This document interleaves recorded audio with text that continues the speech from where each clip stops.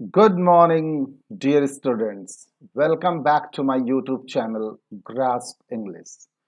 Today, we are going to deal with a wonderful lesson of class 10. And the name of the lesson is Dust of Snow, a poem written by Robert Frost, a well known poet of the 20th century. Let us begin the critical appreciation of Dust of Snow. तो चलिए देखते हैं dust of snow का explanation. देखिए, the the way a crow shook down on me the dust of snow from a hemlock tree. Hemlock tree is a poisonous tree.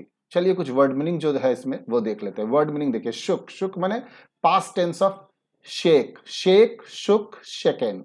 Shake V1, shook V2, second V3. Okay. Hemlock tree. Hemlock tree is a poisonous tree with small white flowers. ठीक है, एक poisonous tree होता है जिसमें सफेद रंग के फूल होते हैं, उसको hemlock tree बोलते हैं. ठीक है, चलिए एक्सप्लेनेशन देखते हैं. ये फर्स्ट स्टैंजा का. The poem is set in a scene where the poet is in a bad mood. Poet का मूड जो है वो बैड है, पहले से ही खराब है, melancholy है. melancholy मीन सैड है. ठीक है, and is walking by a tree. और पोएट लेकिन नेचर के पास है. Nature has a great power of healing. Okay, तो पोएट जो है पेड़ के अगल बगल टहल रहा है, स्ट्रॉल कर रहा है. स्ट्रॉलिंग मीन्स टहलना. और कौन से पेड़ के अगल बगल टहल रहा है? हेमलॉक ट्री के अगल बगल टहल रहा है. वो पॉइजनस ट्री के अगल बगल टहल रहा है. Hemlock tree is a poisonous tree. As he passes by, जैसे वो हेमलॉक ट्री के बगल से गुजरता है, a crow happens to throw some snow dust on him. गुजरता नहीं है, एक्चुअली वो रेस्ट कर रहा है वहां पे. और वहां पे एक क्रो, एक कौवा जो है हेमलॉक ट्री को हिलाता है और उसमें कुछ डस्ट है, डस्ट ऑफ स्नो है, बर्फ है. वो बर्फ उस पर गिरता है और वो कूलिंग इफेक्ट देता है पोएट को, और पोएट का मूड थोड़ा रिफ्रेश करता है. Whether it falls on his head, उसके माथे पे गिरता है और शोल्डर्स पे गिरता है वो बर्फ. Is not known, is unknown, वो जानकारी नहीं है क्योंकि वो मेंशन नहीं है पोएम में. As there is no specific mention in the poem, poem में वो मेंशन नहीं किया गया है. Also the readers are left, also the readers are left in doubt. Readers भी डाउट में है about the bird's specific action, कि वो एक्शन कब हुआ, वो पेड़ को, वो कौआ, वो क्रो कब हिलाया. और when the snow falls on the poet's shoulders और हेड, ये रीडर्स भी डाउट में है. ठीक है, whether the crow was landing, crow landing कर रहा है और shivering with cold, readjusting itself on the branch, अपने आप को रीएडजस्टिंग करने में भी वो ब्रांच पे बैठ रहा है, तो ब्रांच हिला और बर्फ का जो डस्ट है वो गिरा पोएट के शोल्डर या हेड पे. ऑन द ब्रांच और taking off, it happened to send some particles of snow upon the author.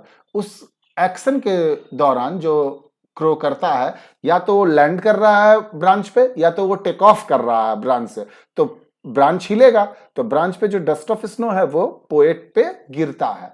Hair the two agents of nature, दो एजेंट्स ऑफ नेचर है, एक तो द हेमलॉक ट्री और दूसरा क्रो.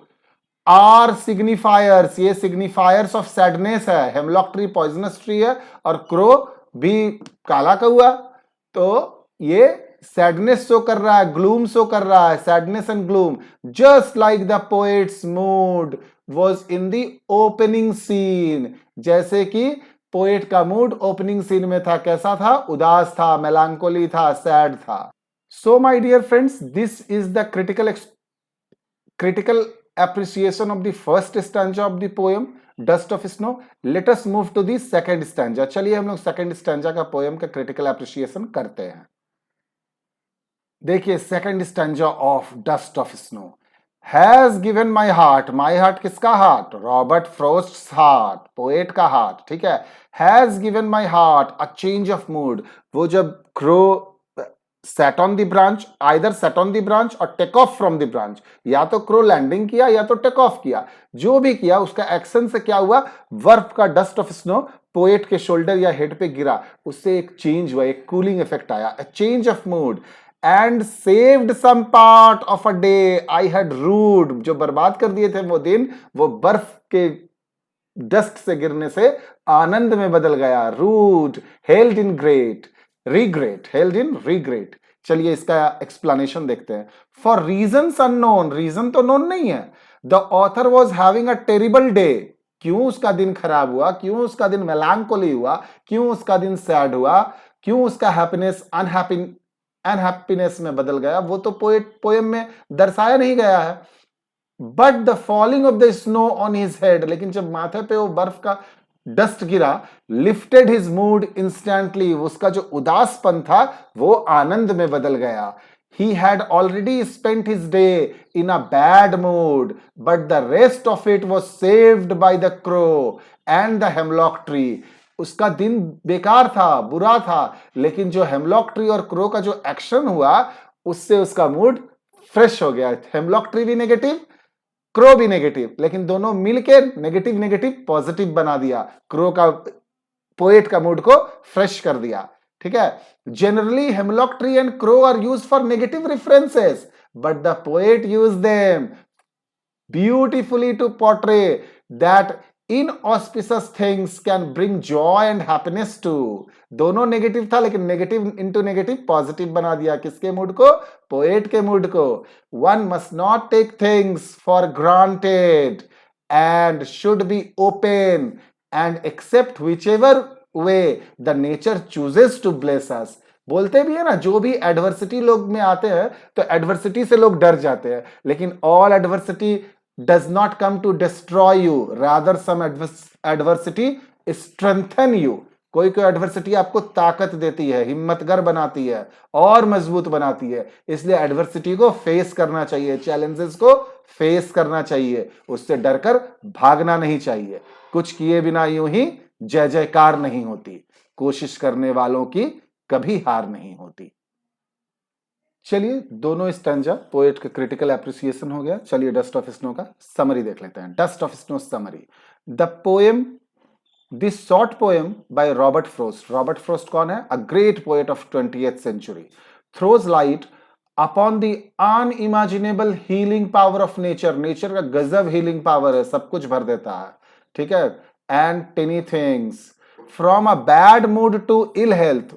पोएट का mood bad है और तबीयत भी खराब है। There is nothing that can be cured by nature, there is nothing that can't be cured by nature. ऐसा कुछ भी नहीं है जो नेचर क्योर ना कर सके।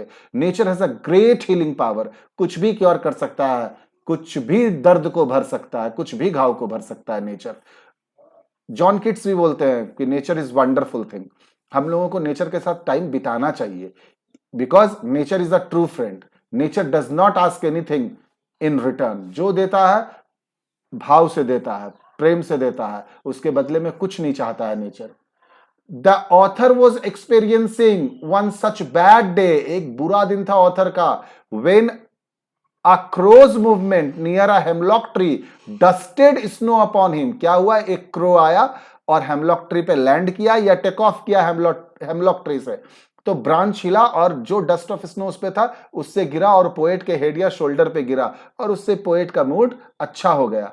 The snow instantly makes him happier. जैसे ही बर्फ गिरा, कूलिंग इफेक्ट हुआ पोएट को, तो पोएट का मूड दुखी से खुशी में बदल गया।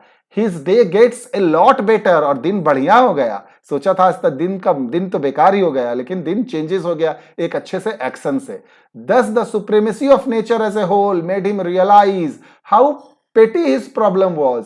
तो नेचर के साथ कॉन्टेक्ट में आया तो लगा, अरे कितना बेकार काम के लिए हम उदास थे। नेचर का एक छोटा सा डस्ट ऑफ स्नो मेरे ऊपर गिरा और कूलिंग इफेक्ट किया और my joy knew no bounds. मेरे खुशी का ठिकाना ना रहा। The fact that hemlock tree is poisonous. Hemlock tree poisonous tree है। कंबाइंड विथ क्रो, क्रो भी काला कौआ, सब अशुभ मानते हैं। Being the indicator of doom, ये डूम्स डे का इंडिकेटर है क्रो। डूम का मीन्स दुख का, बेकार चीज का अपशगुन मानते हैं। And fear are used in the poem as the carriers of happiness in the life of the narrator is ironical. ये दोनों नेगेटिव है, लेकिन पोएट के लाइफ में ये दोनों मिलके पॉजिटिव का काम किए। नेगेटिव इंटू नेगेटिव पॉजिटिव हो गया। फिजिक्स के रूल भी यहाँ पे लिटरेचर में फॉलो हो गए। The poet through these objects has tried to highlight that sometimes creatures linked with negative aspects of life. Poet यहां पे क्या कहना चाहते हैं कि कभी कभी some things creatures linked with negative aspects of life, कुछ कुछ जो नेगेटिव लोग भी होते हैं, can be the bringer of change and happiness, वो भी खुशी ला सकते हैं दूसरे में। क्योंकि आगे जो है वो तो किस तरह वो ग्रास्प करता है। Thinking makes everything. आप हो क्या उससे कोई फर्क नहीं पड़ता है। Thinking makes everything. आपका थिंकिंग पॉजिटिव है तो you will be a good man, आपका थिंकिंग नेगेटिव है तो you will be a bad man. धीरे धीरे वो जैसा सोचोगे वैसा आप हो जाओगे। That's why always think positive.